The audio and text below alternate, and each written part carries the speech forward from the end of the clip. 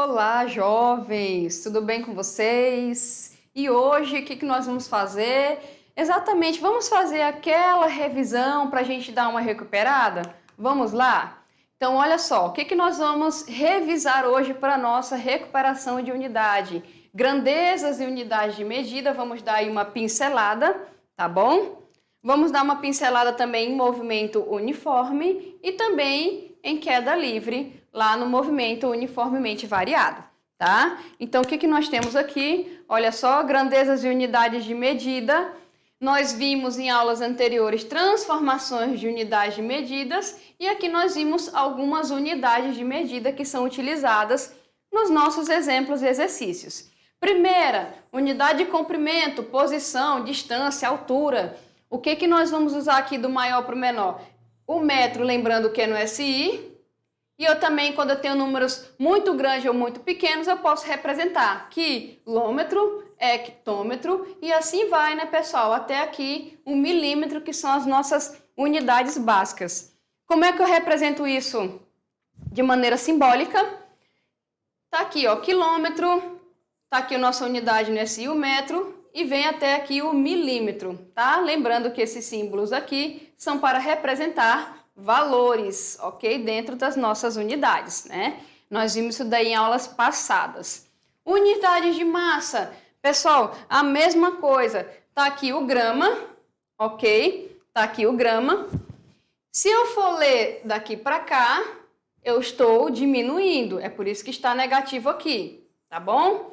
Agora, se eu for ler daqui para cá, do maior para o menor, esse cara aqui já vira o quê? Exatamente, positivo, ok? Entendido isso?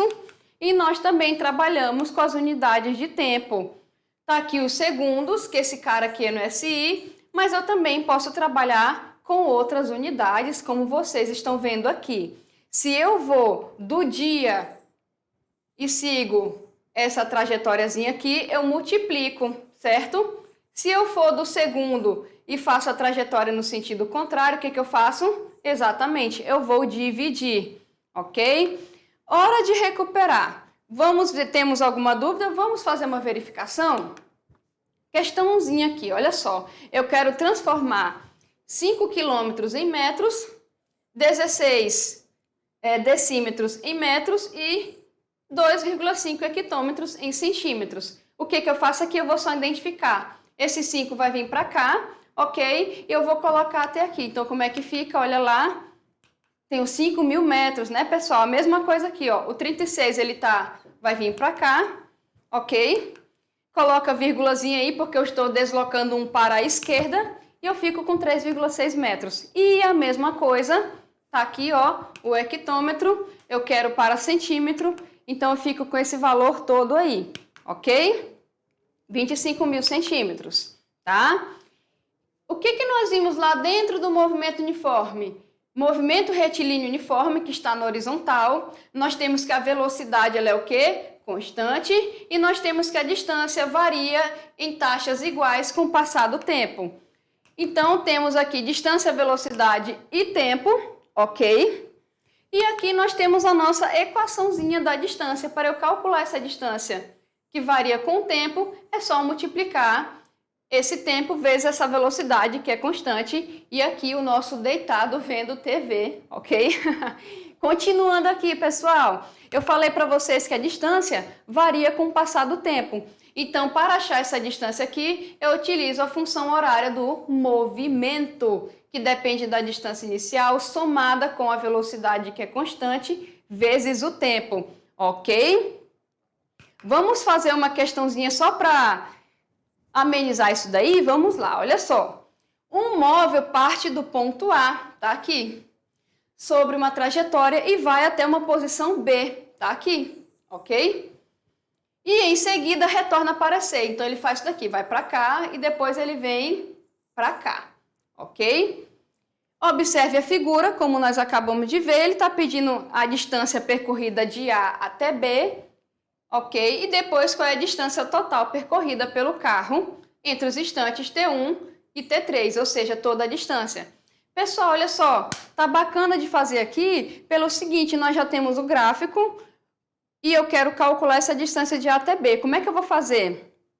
Eu vou pegar aqui o ponto A, o móvel está na posição de menos 20, ok? E em B ele está na posição de 80. Então, se eu quero calcular a distância, eu faço ΔD, que é simplesmente a variação, que é a distância final menos a distância inicial. Então, para ir de menos 20 a 80, ele percorreu aí 100 quilômetros, ok? Vamos para o outro item, letra B, ele quer saber tudo. Ele quer saber a distância que foi daqui para cá, mais a distância que foi daqui para cá. Daqui para cá, nós já sabemos que vale quanto? 100, né? Mas aí, pessoal, ele quer a distância entre T1 e T3, até T3. Então, vamos lá. A distância entre T1 e T2 já foi calculada, vale 100. Agora, é só calcular a distância o quê? De T2 para T3 e nós vamos fazer da mesma maneira. Então, vai ser a distância final menos a distância inicial, que neste caso vale quanto? Menos 40. Eu já tenho aqui, ó, que ele percorreu 40 quilômetros. Lembrando, professor, esse menos aqui, gente, esse menos é só para dizer que daqui para cá ele foi no sentido oposto. Mas ele percorreu quanto? 40. Com 100 da primeira eu fico com quanto? Exatamente, 140, ok? E a velocidade média, como é que eu faço? A velocidade média, a gente vai imaginar o seguinte. Eu tenho uma moto aqui que percorre 560 quilômetros em 8 horas. Se eu for dividir 160 quilômetros, que é a distância, pelo tempo, que é 8 horas, eu vou obter quanto? 70. E eu posso falar, nesse caso, que ela andou 70 quilômetros a cada hora de tempo percorrida. Vamos fazer uma questãozinha aí para nós vermos isso. Olha só, um automóvel percorre uma distância de 150 quilômetros nos seus primeiros 120 quilômetros a uma velocidade média de 80. Então, ele percorreu 150. Nos primeiros 120, ele estava com a média de 80 km por hora. Nos 30 que sobrou, para completar os 150, ele percorreu com uma velocidade de 60. O que ele quer saber? O tempo total de viagem. Então, o que eu vou fazer aí, pessoal? Para eu encontrar o tempo total de viagem, eu tenho que pegar o tempo do primeiro trecho mais o tempo do segundo trecho. Como é que eu faço para calcular isso?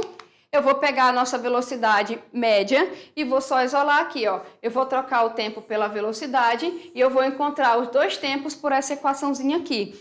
Então, no primeiro trecho, ele percorreu 120 km com uma velocidade de 80. Ele gastou quanto? Exatamente, 1h30. E no segundo trecho?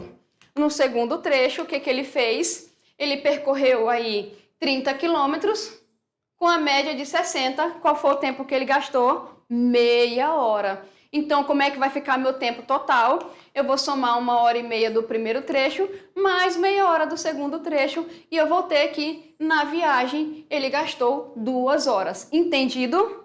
Ok? E lá no movimento uniformemente variado, né? O que a gente fez? A velocidade varia com o passar do tempo, a distância varia com o passar do tempo.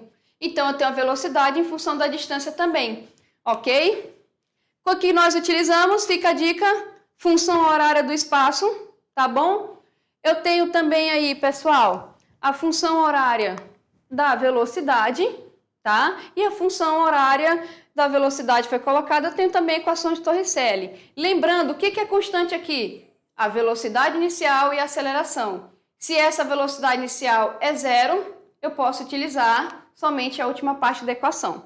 O que é, pessoal, que eu tenho também, olha só, equaçãozinha de Torricelli. Como é que eu uso a equação de Torricelli? Quando eu não preciso do tempo para calcular qualquer coisa. Então, vamos lá. Estou trabalhando com queda livre, ok? Lá na queda livre, eu utilizo as mesmas funções do movimento uniformemente variado. Por quê? Porque a queda livre está sujeita à aceleração da gravidade. E essa aceleração da gravidade, ela é o quê? Constante. Então, eu posso utilizar as mesmas equações do movimento retilíneo uniformemente variado. Qual é a diferença, professora? A diferença, pessoal, é que no movimento retilíneo, geralmente é reta, né? É horizontal. Na queda livre, no lançamento vertical para cima, eu estou trabalhando com o quê? Vertical. E o outro, horizontal. tá? Mas qual é a semelhança? Tanto aqui como aqui no movimento uniformemente variado, eu tenho que a velocidade varia em taxas iguais. Diferente lá do movimento uniforme, que a velocidade não varia. O que varia com o passar do tempo é a distância, certo? No movimento uniformemente variado, isso muda. O que varia com o passar do tempo é tanto a distância quanto a velocidade. E o que é constante no move é a aceleração. E na queda livre, o que é constante? A aceleração da gravidade, ok? Vamos ver lá o restante das equações. Tá ali Torricelli. Eu posso calcular a velocidade final, eu posso calcular a velocidade inicial quando eu estou trabalhando no movimento vertical para cima, tá, pessoal? E eu posso calcular também a aceleração. Professora, mas a aceleração não é constante? Na superfície da Terra, ela é constante. Mas imagine que eu faço um movimento lá na superfície da Lua. Aí eu vou calcular uma aceleração, tá? Lembrando, quando a velocidade inicial é zero, eu posso utilizar o último termo da equação aqui, ok? Professora, quando é que a velocidade inicial é zero? Quando o movimento está partindo do repouso, significa que eu estava parada e eu vou começar a analisar esse movimento, tá bom, pessoal? Então, a velocidade inicial é zero. Tá faltando uma aí, não tá? Exatamente, função horária da velocidade. Olha ela aí. Lembrando, por que a função horária é função horária? Porque a velocidade depende do tempo. É função horária da distância, porque a distância depende do tempo. Lembrando que essa função aqui ela é de segundo grau e essa função aqui ela é de primeiro grau. Isso aqui não é função porque não tem tempo, tá, pessoal? É apenas equação de Torricelli. Lembrando, quando eu partir do repouso, eu posso calcular a velocidade somente utilizando a última partícula. Vamos aí fazer uma questãozinha para recuperar, né? Olha só, calcule a aceleração média que aumenta a sua velocidade aí de 2 metros por segundo para 10 metros por segundo em 4 segundos. Então, nós temos uma questãozinha bem simples. Imagina que seja um móvel, uma moto, um carrinho. Ele está aumentando, olha só, de 2 metros por segundo para 4 metros por segundo. Opa, a velocidade, ela é igual, gente? Não, ela não é igual. Então, não é movimento uniforme, é movimento uniformemente variado. E isso se decorreu no tempo. Posso calcular a aceleração? Posso, gente. Eu simplesmente vou pegar a variação de velocidade e dividir pelo tempo percorrido. Vamos ver como é que vai ficar? Olha lá, ó. Eu vou pegar aqui velocidade inicial e velocidade final, e esse aqui é o tempo. Como é que eu vou fazer isso? ΔV sobre ΔT, lembrando que ΔV é a velocidade final menos a inicial, e o tempo é o tempo final menos o tempo inicial. Então, quando ele dá só um tempo no exercício, somente um tempo, esse já é o tempo final, porque o tempo inicial é zero, ok? Então, aqui nós temos final menos inicial dividido por tempo, e a minha aceleração escalar constante, ela vale quanto? 2. E eu fico com a letra B, exatamente. E na queda livre? Pessoal, na queda livre são as mesmas equações do movimento uniformemente variado, porque eu falei para vocês que a aceleração aqui ela é constante e ela tem o valor da aceleração da gravidade. E as equações são a mesma. Olha só, tá lá, queda livre. Lembrando, é muito importante a gente lembrar do sentido da trajetória. Esse aqui é para a queda livre, ok? Onde eu estou desprezando a resistência do ar. E daqui para cá, a velocidade aumenta e aqui o nosso valor de aceleração é positivo. Aqui eu tenho o lançamento vertical para cima, ou seja, eu estou indo no sentido oposto ao da trajetória. Então, quando eu for calcular qualquer coisa, gente, o que eu tenho que fazer? Exatamente, colocar o negativo na frente do valor de G, ok? Então, nós temos a aceleração da gravidade aqui. Ela vale quanto, essa aceleração? 9,8, e tem exercícios que eu considero quanto? Tem exercícios que eu considero 10, ok? Então, pessoal, o valor em módulo é esse, é 9,8. Então, qualquer objeto que eu jogue perto da superfície da Terra, olha aqui que bonitinho, ó, perto da superfície da Terra, esse objeto vai estar sujeito a uma aceleração de 9,8 metros por segundo ao quadrado. Qual é a diferença? É que quando ele vai de cima para baixo, essa velocidade aumenta, então quer dizer que a minha aceleração em valor numérico é positiva. Agora, quando ele vai de baixo para cima, a minha velocidade está o quê? Está diminuindo até parar e voltar. Se a minha velocidade está diminuindo, eu estou desacelerando. Eu tenho uma aceleração nos meus cálculos negativa, ok? Vamos continuar lá. Então, está aqui o nosso valor de aceleração. Nossas funções horárias, vocês podem ver que são as mesmas. A única coisa é que, como A é igual a G, eu troquei a letra aqui pelo G. E esse G, ele é esse daqui, ok? E aqui nós temos a equação de Torricelli, que não é função horária, é uma equação, porque não precisa do tempo para eu poder calcular as grandezas, ok? Então, vamos a essa questãozinha aqui, ó. Um corpo em queda livre sujeita-se à aceleração da gravidade. Aqui nós vamos utilizar o valor de 10 metros por segundo ao quadrado. Ele passa pelo ponto A com velocidade de 10, ok? E pelo ponto B ele já está com a velocidade de quanto? 50. Então daqui ele estava com essa e nesse ponto aqui ele já estava com essa velocidade. E a questão está pedindo para nós calcularmos a distância entre os pontos A e entre o ponto B nessa nossa trajetória aqui, ok? Então aqui ele estava com uma velocidade, aqui ele estava outra e eu tenho que calcular essa altura bem aqui. É isso que a questão pede.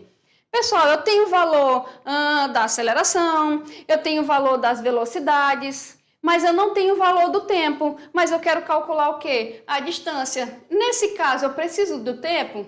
Não preciso do tempo. O que eu posso utilizar? Exatamente, equação de Torricelli. Então, vamos lá. Tá ali os valores da velocidade. Então, no ponto A é a velocidade inicial de 20 e no ponto B é a velocidade final de 50, e eu vou substituir na equação de Torricelli e fazer essas multiplicações aqui, como vocês podem perceber, ok? Coloquei aqui o valor da aceleração, eu vou pegar esse cara aqui que está, né, somando e passar ele subtraindo, ok? E depois eu vou dividir pelo 20, tá? Então, o que eu vou obter aí? Exatamente, eu vou obter uma distância de 120 metros, ou seja, entre o ponto A e o ponto B, eu tenho uma distância aí de quanto? 120 metros, ok, pessoal? O que eu posso fazer também? Eu poderia, deixa eu voltar lá na nossa questão, eu poderia também fazer o lançamento vertical para cima aqui, né? Eu posso fazer o contrário? Posso. Eu posso fazer daqui para cá. Qual é a diferença? A diferença é que, em vez de eu usar mais G, o que eu vou utilizar? Exatamente, eu vou utilizar menos G, ok? Então, eu poderia ter feito o contrário. Eu poderia falar que ele sai do ponto B para o ponto A, certo? Eu poderia falar isso, que ele sai desse ponto aqui e calcular essa distância. Nesse caso, como é que ficaria, pessoal?